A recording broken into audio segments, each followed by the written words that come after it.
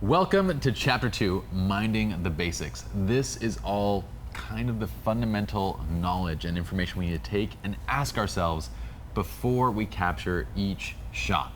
So let's go ahead and jump in, starting with working with timeline constraints. Shivy. So as we mentioned before, about 49% of our community stated that they have issues with time, whether it's the details not being ready or the fact that they just don't have enough time in the day. And this is kind of something that we touch on in communication, back wedding workshop series numero uno. We talked a lot about just having a very cohesive timeline so that you have time to prep, and there are areas in the timeline that you can kind of shift around so that you make sure you have time. And this is also a huge reason why you should have a more than one person shooter team, right? For sure. Having a second shooter, and what you're talking about with the timeline is great and all. That's to make sure that we're prepped beforehand, but then you actually have the wedding day. Yeah. And on the wedding day, it's like, throw out the timeline. Everything just goes to. Yeah. So pre-prep. Were those birdies? What does that mean? No, I said everything goes to, flip them all like, off. blank hits the fan, you know? Whatever, dude. Okay. You don't understand my miming, it's not my problem. No, I don't. So we did all that stuff in pre-planning everything, but you get to the wedding day and it just so happens that they're running late. Yeah.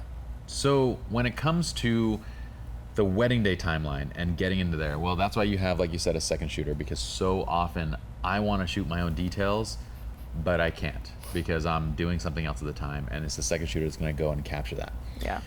But what about when it comes to timeline? Like, what about when you walk in? And given that 49% of these people have an issue with time, whether it's not enough time or whether it's the details not being ready, this is a massive issue that everybody's having. So what do we say? When it comes to details completion, where do we start first? So basically, if the details are incomplete, then you're going to want to start shooting your tighter compositions. And the reason why is because obviously you can't get a wide if there are people running around, like chickens with their heads cut off, or if there are people still like setting up napkins and stuff like that. You want to focus on areas of the room. This is why we talked about walking the room.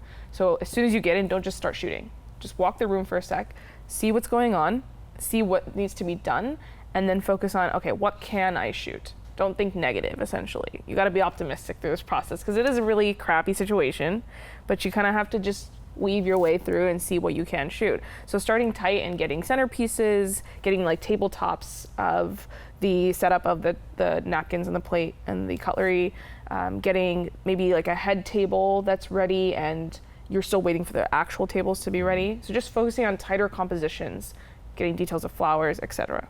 Yeah.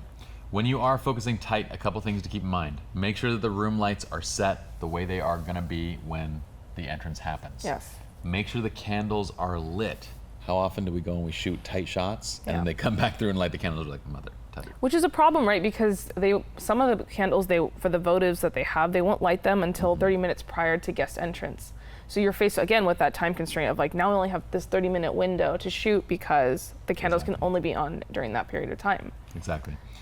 But when you are starting tight like that, and like you said, it's not the best case scenario. You walk in, the details aren't ready, but it's so common. It's literally almost every single wedding when you walk in. Rarely do I find that, oh, details are ready right at this time and the room is cleared and you walk in and everything's ready to go. Yeah. No. So start in tight and work your way out, leaving that final wide shot, that room shot, for just before when the doors open. That's when you can get the room cleared real quick and you can get that wide shot and the door's gonna open and people can start coming in. The other scenario is, let's say you walk in and it just so happens that the details are complete. Everything's ready to go. Yeah. Don't waste that opportunity. This is so rare. Start with your wide shot. So on the flip side, we wanna start wide, get that first wide shot, clear the room, get everything. If it's ready to go, take advantage. Get them cleared, get the shot. Then start working into mediums and even tights. And remember that if you have, like, let's say 5 minutes before the doors open and the room is cleared, get your wides. Yeah. Because you can shoot tight all the way through when people are walking in. Like, you can go wide, get your medium shots in the corners, and then go tight onto the cake and onto every other thing while guests are coming into the room. That's not a problem. So that's kind of how we're gonna finagle the timeline a little bit. Finagle. I have a note to make. So when you are walking the room, I think it's really important to also make sure that you're I know you're probably either going to be switching lenses or you're going to be switching angles.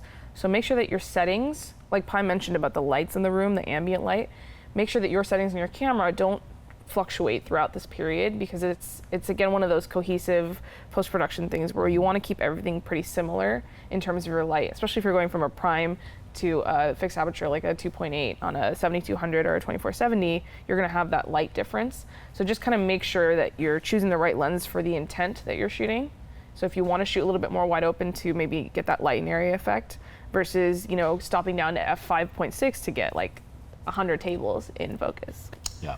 Yeah, make sure that you, and that's one of the biggest things that our coordinator, which we discuss later, Jeannie, she actually brought up cohesiveness as one of the big deals why she can't use a lot of the images, is they're not cohesive. All right, let's go ahead and move on now to expectations. I want you guys to understand that the higher the wedding budget, the less time you will get to photograph the details. The lower the wedding budget, the more time you're gonna have to shoot the details. Yeah. Why is that?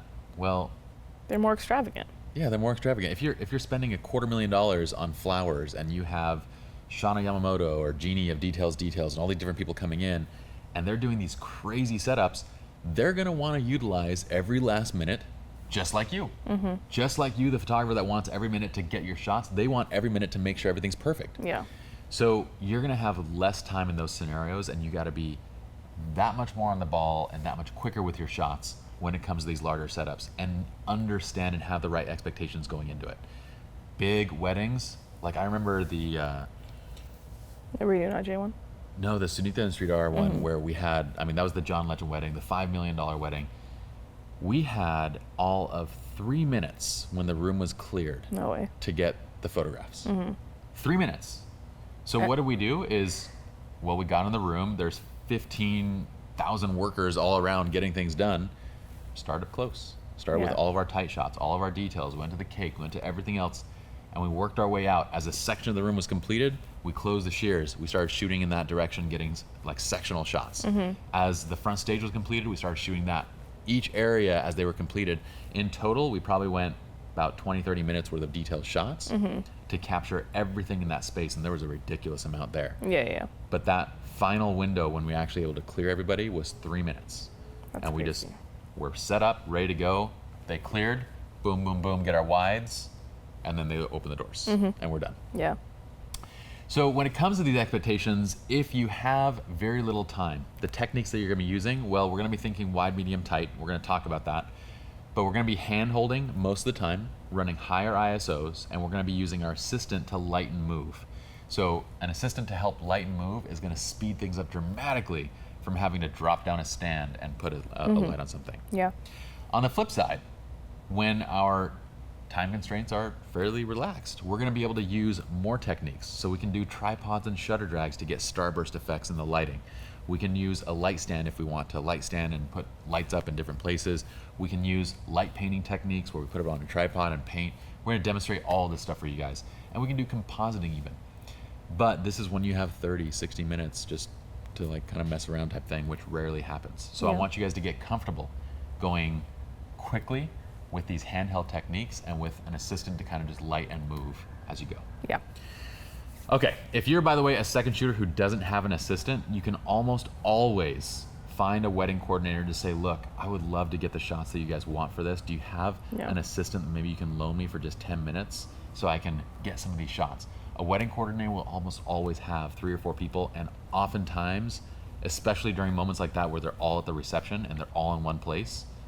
And they're There's- waiting on you to finish your job. Yeah. They'll most likely help you. Exactly, they're just waiting around. Yeah. So why not? Okay, let's go on to the next video.